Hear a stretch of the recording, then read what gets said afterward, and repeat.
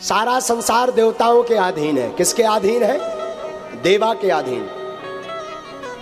देवाधीनम जगत सर्वम मंत्राधीनश्च देवता। अब वो सभी देवता मंत्रों के अधीन है। किसके अधीन? मंत्रों के। लेकिन मंत्र किसके अधीन है? जरा सुनिए। ते मंत्रा ब्राह्मणाधीना। वो सभी मंत्र ब्राह्मणों के अधीन हैं। ब्राह्मण मंत्र देखो, आज जब कथा प्रारंभ हो रही थी तो आपने सुना वेदध्वनि। वाह, ब्राह्मण देवता पधारे थे और जिन्होंने वेदध्वनि, हम जब आज प्रातः काल में भी बाहर निकले तब 4 ब्राह्मणों द्वारा सुंदर वेदध्वनि सुनाई गई। और इसमें हमारे नागपुर के महर्षि याज्ञवल्क गुरुकुलम आदासा नागपुर वाले ब्राह्मण यहाँ पधारे थे, जो गुरुकुलम पद्धति से जीवन जी रहे हैं। उन महापुरुष के ब्राह्मणों के श्रीमुख से आज वेदध्वनि सुनी। मंत्र सुनकर के हृदय बड़ा गदगद हुआ। देखो, आज भी मंत्रों में वो ताकत है कि देवताओं को सामने खड़ा किया जा सकता है।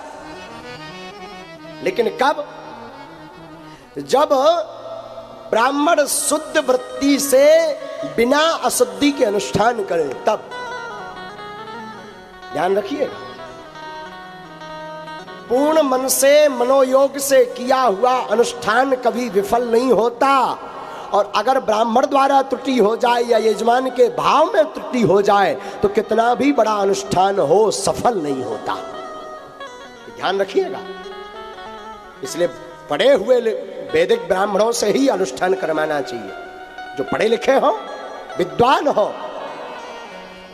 डॉक्टर से हम पूछते ना, आपके पास डिग्री है? MBBS किया आपने? MD किया आपने? और उसकी डिग्री लिखी रहती MBBS MD।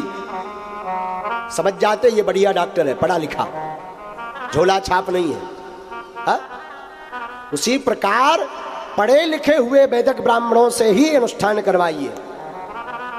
उससे क्या होगा? ब्राह्मण का भी कल्याण होगा और अनुष्ठान करवाने वाले यजमान का भी कल्याण होगा। और प्रायः गुरुकुलम पद्धति आजकल बंद हो गई है, लुप्त होती जा रही है। अच्छे विद्वान या तो बनारस में कुछ कुछ बचे या दक्षिण भारत में, बाकी आजकल योग्य विद्वान हैं तो पर छुटपुट। मैं व्यासपीठ से प्रार्थना करना चाहता हूं, आपके आसपास अगर कोई गुरुकुलम हो तो उस गुरुकुलम की जरूर सहायता करें। अगर भारत को विश्व गुरु बनाना है तो सबसे पहले गुरुकुलम की पद्धति पर आना पड़ेगा। हम बातें करते हैं भारत को विश्व गुरु बनाना है, पर पहले गुरुकुलम बचे तभी तो भारत विश्व गुरु बनेगा। पहले गुरुकुलम तो बचे।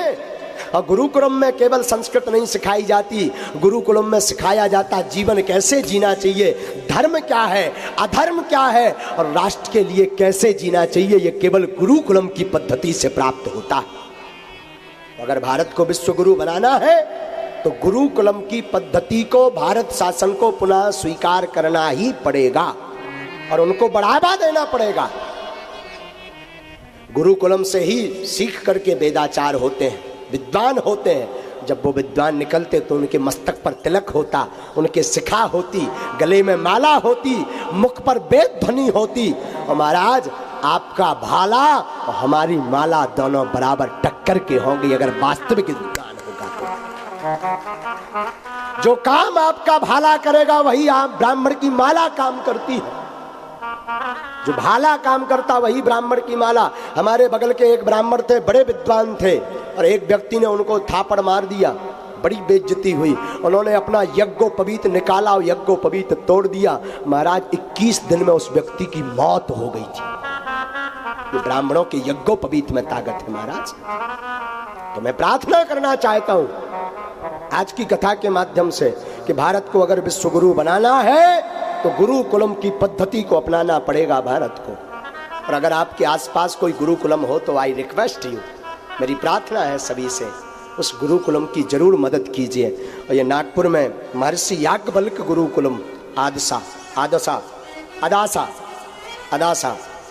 ये जहाँ भी हो हम तो यहीं से वंदन करते हैं। और कभी समय मिलेगा तो जरूर दर्शन करने जाएंगे हम, बिल्कुल पक्का जाएंगे। और दास का तो ध्येय ही है कि घर घर राम हो और प्रत्येक मानव सनातन संस्कृति से जुड़े, यही उद्देश्य है।